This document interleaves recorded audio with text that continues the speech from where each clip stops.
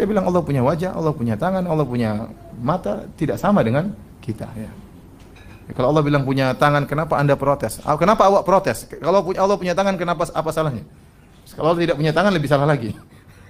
Kalau tidak punya tangan lebih salah lagi. Ya. Sebenarnya yang diprotes itu adalah pemahaman antum, Ustadz. Kenapa diprotes? Karena pemahaman antum tidak sesuai dengan pemahaman ulama salaf, tidak sesuai dengan manhaj salaf, dan juga pemahaman antum yang mengartikan Allah punya anggota tubuh, punya tangan hakiki, tangan yang sebenarnya, itu bisa menimbulkan sebuah pemahaman, sebuah kelaziman, sebuah ketetapan bahwa Tuhan memiliki rupa, memiliki bentuk yang buruk, memiliki rupa yang buruk, memiliki bentuk yang tidak lengkap, tidak ada kepalanya, dan seterusnya.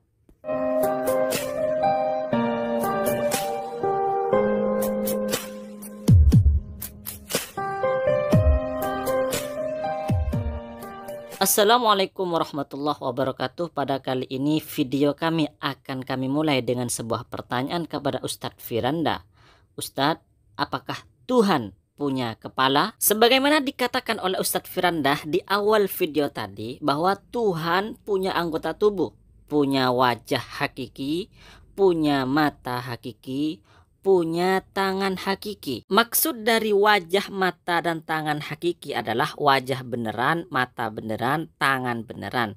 Tetapi tidak sama dengan wajah, mata, dan tangan manusia. Bahkan kata Ustadz Firanda, kalau Allah punya tangan emangnya kenapa? Kenapa kamu mau protes kalau Allah punya tangan? Lebih parah lagi, Ustadz Firanda mengatakan, jika Allah tidak punya tangan, itu lebih salah lagi. Jika memang demikian, maka kembali kepada pertanyaan saya di awal.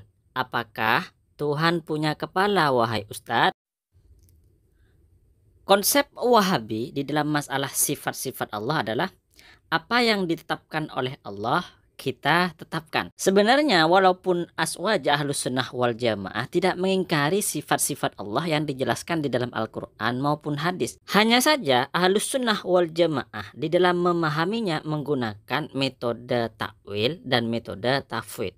Metode takwil ini sudah dilakukan oleh para sahabat seperti Sayyidina Ibnu Abbas. Metode tafwid juga dilakukan oleh para ulama salaf sebagaimana dijelaskan oleh Imam Al-Baihaqi di dalam kitab Al-Asma wa Sifat. Sedangkan kaum Wahabi, mereka menetapkan apa yang Allah tetapkan. Itu maksudnya adalah memaknainya dengan makna hakiki, makna zahir. Misalnya di dalam Al-Quran ada kata yadun yang disandarkan kepada Allah. Maka menurut mereka artinya adalah tangan Allah secara hakiki. Jadi Allah punya tangan, benar-benar tangan. Tetapi tangan Allah tidak sama dengan tangan manusia. Perumpamaannya biasanya oleh ustadz-ustadz Wahabi itu diumpamakan begini. Kita punya tangan, manusia punya tangan, monyet juga punya tangan. Tetapi tangan manusia dan tangan monyet itu berbeda. Sebenarnya kalau kita mau mencerna kata-kata, kita punya tangan, monyet punya tangan, tetapi tangan kita dan tangan monyet itu nggak sama. Sebenarnya kata-kata seperti ini adalah menyamakan kita atau menyerupakan manusia dengan monyet. Apa segi keserupaannya? Yaitu sama-sama punya tangan. Lah ini namanya menyerupakan. Lah ketika misalnya kita mengatakan Allah punya tangan hakiki yang sebenarnya, tetapi tangannya Allah tidak sama dengan tangan manusia. Lah ini kan berarti menyerupakan Allah dengan makhluk, sama-sama punya tangan, tetapi tangannya beda. Kan seperti itu. Dan konsep dari para ulama adalah Allah Maha Suci dari serupa dengan makhluknya. Ketika Wahabi menetapkan makna hakiki yang artinya menetapkan anggota tubuh kepada Allah Subhanahu wa Ta'ala, maka akan lahir sebuah kelaziman atau ketetapan yang berupa Tuhan Wahabi ternyata buruk rupa. Kenapa bisa demikian? Mari kita lanjutkan. Pertama, kita kumpulkan ayat-ayat yang menjelaskan tentang anggota tubuh ya bagi Allah Subhanahu wa Ta'ala. Ini mengikuti pikiran Wahabi. Yang pertama, menetapkan wajah Allah, yaitu kullu syai'in halikun illa wajhah. Yang kedua, menetapkan bahwa Allah memiliki banyak mata dalam ayat tajri bi'ayunina. Berikutnya ayat ya hasrota ala ma farraqtu fi jambillah. Ini menetapkan bahwa Allah Subhanahu wa Ta'ala memiliki lambung atau sisi samping.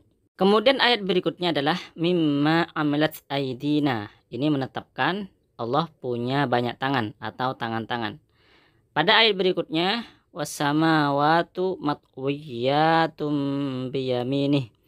Ini menetapkan bahwa tangan Allah itu kanan. Kemudian berikutnya yauma yukshafu an saqin. Ini menunjukkan atau menetapkan Allah punya betis. Ayat-ayat ini oleh kaum Wahabi itu diartikan secara literatur, secara zahir, secara makna hakiki, sehingga menimbulkan sebuah pemahaman Allah memiliki wajah hakiki, mata hakiki, dan seterusnya. Dan kemudian menetapkan anggota tubuh kepada Allah Subhanahu wa taala. Lalu apa yang akan terjadi ketika ayat-ayat ini dimaknai dengan makna hakiki, dengan tubuh secara hakiki?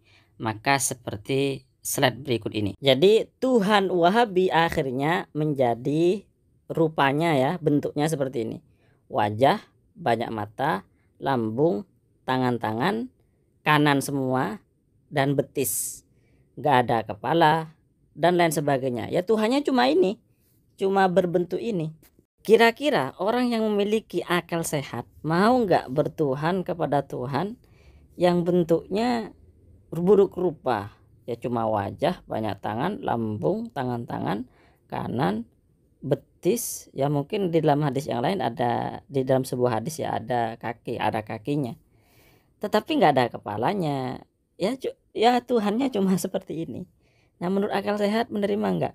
Andaikan orang saja jika tubuhnya seperti ini, itu siapa yang mau menikah dengannya? Atau misalnya budak tubuhnya seperti ini, siapa yang mau membeli? Artinya apa? Bahwa ketika lafaz-lafaz tubuh di dalam Al-Quran yang disandarkan kepada Allah kemudian diartikan secara hakiki tubuh beneran, maka akan menimbulkan sebuah konsekuensi yang parah banget, yang berbahaya sekali, yaitu menetapkan sebuah bentuk, rupa atau bentuk tubuh yang tidak layak dan tidak pantas bagi Allah Sang Pencipta, bagi Allah Subhanahu wa taala. Bahkan jika bentuk itu, rupa itu dimiliki oleh manusia, maka dia menjadi manusia yang paling buruk sedunia. Baik, kita lanjutkan. Misalnya Ustadz-Ustadz Wahabi ini menambah tubuh Tuhan mereka sehingga menjadi rupa yang sempurna, menjadi bentuk yang sempurna. Maka kami bertanya, mana dalilnya? Karena di dalam Al-Quran itu gak ada misalnya kata roksun, kepala yang disandarkan kepada Tuhan. Kepalanya Tuhan gak ada. Jadi kalau misalnya Wahabi ini menambah sifat-sifat Tuhan seperti kepala yang tidak ada di dalam Al-Quran, maka kami nanya mana dalilnya, seperti apa konsepnya. Kalau misalnya pakai takwil, Wahabi itu nggak mau takwil kecuali ada dalil katanya. Kalau misalnya pakai akal, Wahabi anti banget kepada akal. Maka dalam masalah ini Wahabi ini mundur kena, maju kena. Jadi begitulah kawan-kawan, baik yang Wahabi atau yang aswaja Ahlus Sunnah wal Jamaah, ketika makna atau lafaz tubuh di dalam Al-Quran itu diartikan secara hakiki, tubuh beneran, sehingga menimbulkan pemahaman bahwa Allah Ta'ala memiliki tubuh, maka konsekuensinya adalah Tuhan memiliki tubuh yang tidak sempurna. Tuhan memiliki bentuk atau rupa yang buruk. Oleh karenanya, maka Allah Subhanahu wa taala maha suci dari anggota tubuh, maha suci dari jisim, karena Allah bukan jisim. Baik, kita lanjutkan. Jika lafaz-lafaz tubuh yang disandarkan kepada Tuhan di dalam Al-Quran dimaknai dengan makna hakiki, berarti tubuh beneran, maka pertanyaannya kemudian adalah, anggota tubuh Tuhan itu anggota tubuh laki-laki atau perempuan? Jika anggota tubuh tersebut disifati dengan anggota tubuh laki-laki, berarti Tuhan laki-laki. Jika anggota tubuh itu ternyata anggota tubuh perempuan, berarti Tuhan adalah perempuan. Kalau dijawab bukan laki-laki, bukan perempuan, berarti ya mungkin khunsa atau bencong atau apalah namanya. Ya, itu jika dikatakan bahwa Allah Ta'ala memiliki anggota tubuh yang beneran. Maka dari sini bisa kita pahami bahwa akidah Ahlus Sunnah wal Jamaah, akidah ulama salaf, itulah akidah yang benar, yaitu menggunakan metode tafwid yang artinya memasrahkan artinya sepenuhnya kepada Allah Subhanahu wa taala. Metode tafwid ini menurut para ulama itu digunakan oleh jumhur ulama salaf. Misalnya yang disampaikan oleh Al-Imam As-Suyuti. Imam Suyuti mengatakan jumhuru ahli sunnah minas salaf wa ahlil hadith alal iman wa tafwidi maknaha al-murad minha ilallah, bahwa jumhur ulama salaf, jumhur ahli hadis itu mengimani maknanya dan mentafwid, memasrahkan maknanya kepada Allah Subhanahu wa taala. Imam Ahmad bin Hambal, ulama salaf yang sering dikatakan oleh Wahabi bahwa Wahabi mengikuti Imam Ahmad bin Hambal. Imam Ahmad bin Hambal juga mentafwid. Misalnya ketika beliau ditanya tentang ayat sifat dan hadis sifat, maka beliau menjawab nu'minu biha wa nusaddiqu biha wala kaifah wala makna.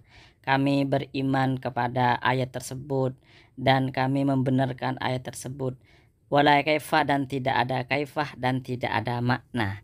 Artinya apa? Artinya memasrahkan maknanya kepada Allah Subhanahu wa taala. Yang kedua, metode takwil. Metode takwil ini juga dilakukan oleh ulama salaf termasuk Imam Sayyidina Ibnu Abbas, sahabat Rasulullah Sallallahu Alaihi Wasallam. Maka dari pemaparan tadi bisa kita simpulkan, bisa kita fahami bahwa akidah Ahlus Sunnah wal Jamaah, akidah ulama salaf, manhaj salaf itu di dalam memahami ayat sifat itu adalah menggunakan metode takwil dan metode tafwid, ya, bukan menggunakan metode seperti yang digunakan oleh kaum Wahabi, yaitu menetapkan makna hakiki, makna yang sebenarnya, tubuh yang sebenarnya, sehingga ketika menetapkan tubuh yang sebenarnya maka akan menimbulkan sebuah pemahaman, sebuah kelaziman, sebuah ketetapan bahwa bentuk Tuhan, rupa Tuhan itu buruk sekali